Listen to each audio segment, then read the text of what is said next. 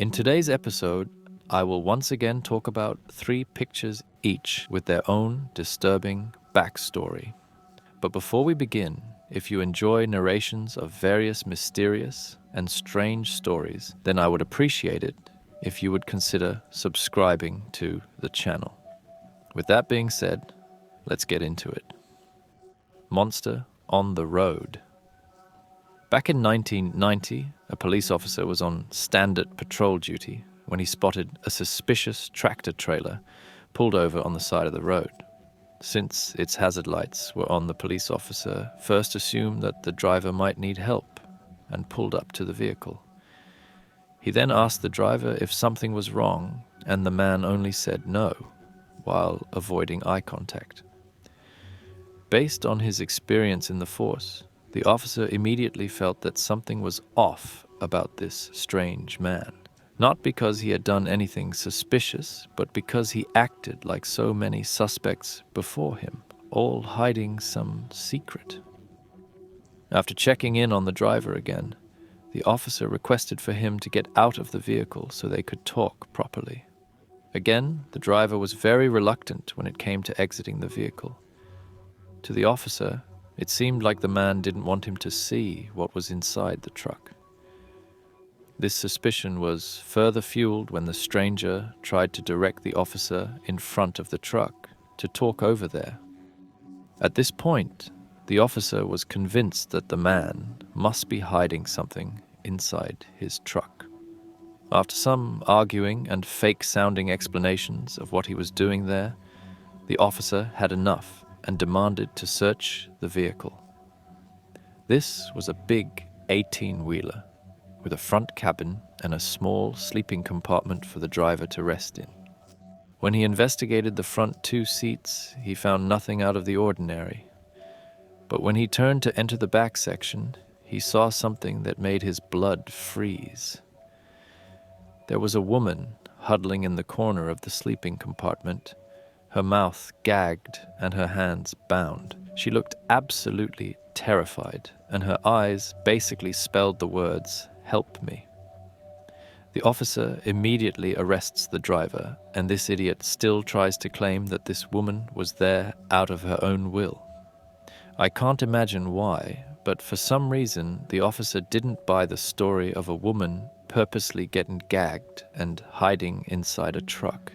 So he arrested him for kidnapping and called for backup. What he didn't realize at the time was that he had caught one of America's most heinous serial killers, a true monster that had killed about 50 women all over the country without anyone even knowing that he was on the loose. The woman rescued that day was one of the lucky few who escaped Robert Ben Rhodes, the so-called truck stop killer. He is confirmed to have tortured and killed at least 2 couples in Illinois and Texas in 1989 and 1990. Rhodes is additionally suspected of torturing, abusing, and killing more than 50 women between 1975 and 1990.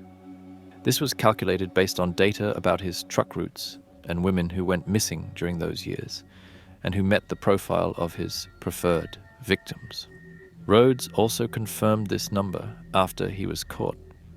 At the same time, he confessed to having engaged in these activities for 15 years. But let's go back to the day he was arrested. Shortly after, the police received a search warrant for his farm, and this where they found something truly disturbing. Photos of different women, some of the tortured, some of them in different stages of nudity, and some of them already dead. Among these photos was the picture of a young woman named Regina K. Walters. This photo basically became the face of this entire murder spree, and is also the one this first story is about. Regina K. Walters was found nude and badly decomposed on September 29, 1990, in the loft of an abandoned barn near Greenville, Illinois. She had been missing since February 3, 1990, when she ran away from her home in Pasadena, Texas, with her boyfriend, 18-year-old Ricky Lee Jones. Following Rhodes' arrest, they found out that Regina and her boyfriend had been hitchhiking through the country before they eventually encountered Rhodes. The killer took them in and basically immediately murdered Regina's boyfriend. Afterwards, he took the girl to the aforementioned farm in Greenville. There, he tortured the poor girl before finally taking this now famous picture. The picture he took shows Regina cowering in fear as he moved in for the kill. Only minutes after it was taken, Regina was killed by him. In 1994, Rhodes was convicted of the first-degree murder of Regina K. Walters and sentenced to life without parole. Rhodes later was extradited to Texas for the murder of Walters and another victim, where Rhodes, in exchange for having the death penalty dropped, pleaded guilty to their deaths and received a second life sentence. This picture remains a haunting reminder of his 15-year killing spree and the many lives this monster ruined.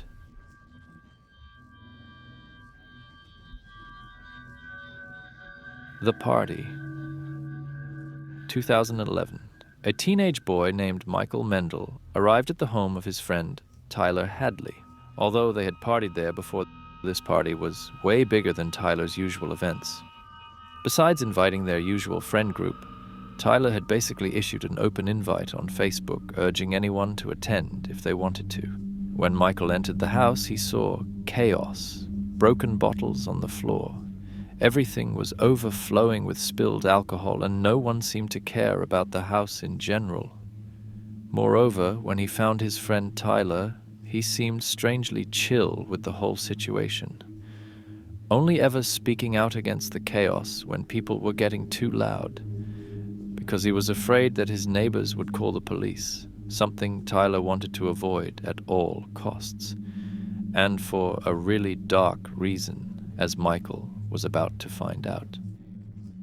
At some point, Tyler approached Michael and asked him to step outside with him.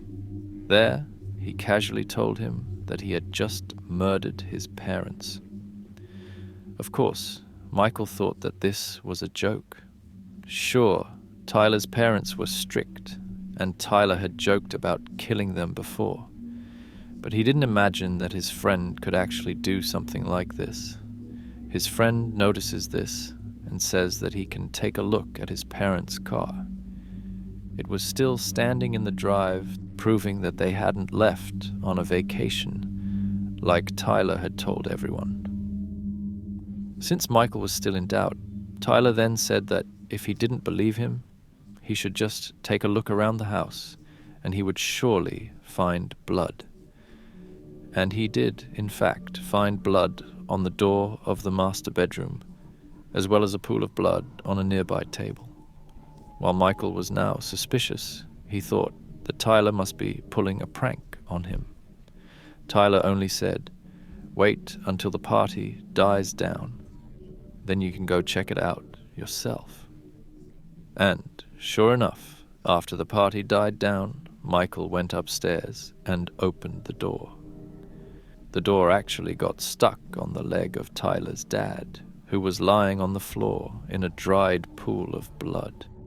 Michael was, of course, shocked, especially because he knew Tyler's parents and always liked them. At the same time, Tyler, his best friend, was now a murderer. He knew that he would have to turn him in. Michael went downstairs and, for some reason, took this legendary photo of him and Tyler. He later stated that his mind somehow forced him to do this, because deep down he knew as soon as he left the house, we would turn Tyler over to the authorities. Following his arrest, the whole truth behind this murder and strange picture was revealed. Tyler had always been somewhat of a problem child. He was skipping the school regularly and had gotten himself involved with criminal crowds. Neither doctors nor psychiatrists could do anything to put Tyler back on the right track. Over time, his parents grew frustrated with Tyler and their relationship began to break. One evening, Tyler had come home intoxicated, which led to his parents taking away his phone and car. He later told Michael that his parents had gone over the line and that he wanted to kill his mother. This was the aforementioned text message that understandably wasn't taken seriously by Michael. After all, they had known each other since they were little kids, and who would ever believe that their childhood friend would ever murder their parents, especially over something as trivial as a phone getting taken away? Shortly after Tyler bludgeoned his parents to death and put them inside the master bedroom, he then sat down on the bed and, realizing that his life was over, he organized this big party. Everyone who told him that his parents would never allow him to throw such a huge party was dismissed at the time. He only ever answered, "Don't worry, I know my parents won't be coming back," an eerie statement in retrospect. Tyler was eventually sentenced to 2 life sentences without the possibility of parole. During his trial, he actually showed remorse, but also made it clear that he had no idea why he killed his parents. To this day, he never provided a real motive for his crimes, besides being frustrated with them.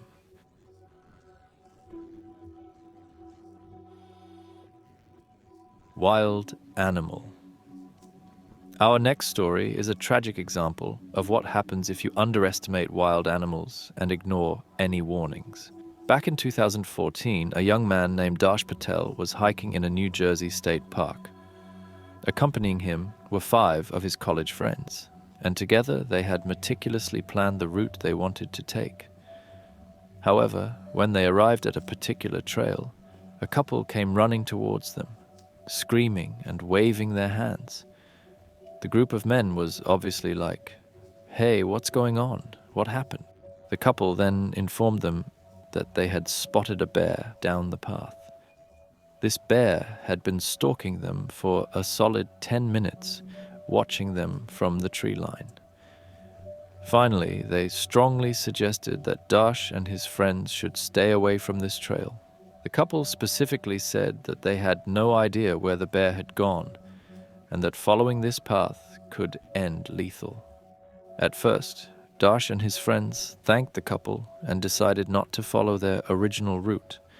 But while they argued about which path they would now take, they came to a fateful decision.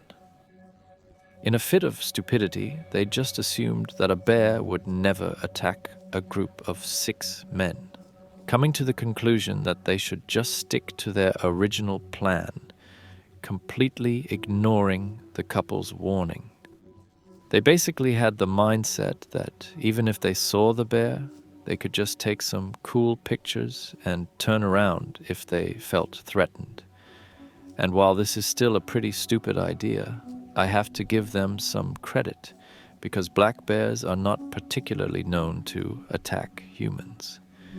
They are not territorial towards humans and will usually only attack if threatened. Either way, the group made their way down the path, almost appearing as if they had completely forgotten about the threat, until they came face to face with it. After about 10 minutes of hiking, they encountered said black bear standing right in the middle of the trail. From a distance of about 250 meters, this large bear is staring directly at them, but so far it's not moving. Likewise, Dash and his friends didn't move closer, nor did they try to slowly retreat. Instead, they got out their phones and decided to take photos of the bear. It was an interesting situation, and they thought it would be a waste not to take some of these amazing pictures. Little did they know that one of these pictures would capture a grisly moment right before their death. While they kept taking pictures, the bear began walking towards them, but they still felt completely safe and ignored the threat. Only when the animal began to jog towards them did they finally put their phones away and began to run away. Shortly before they finally understood the threat, this picture was taken. capturing the bear running towards them before they began to run away. Going back to what happened after this photo was taken, the group fell into a state of panic, and everyone tried to get away from the now sprinting bear. And each individual tried desperately to reach the parking lot where they had parked their car. And sure enough, after a few minutes, they reach this safe haven, and no bear is in sight. There was just one small problem. While there was no bear, they were also one person short. 22-year-old Dash Patel was still in the forest. They screamed his name, but since the bear might still be around, they couldn't enter the forest to search Dash. So they called 911 and the park rangers. A large search party was organized, and rangers went into the woods searching for Dash. They enter a clearing and see this 300-pound bear circling around something. When the bear made efforts to attack these two rangers, they decided to kill it. After the bear had been killed, they searched the clearing and found something horrible. The thing the bear had been circling were some of Dash's remains.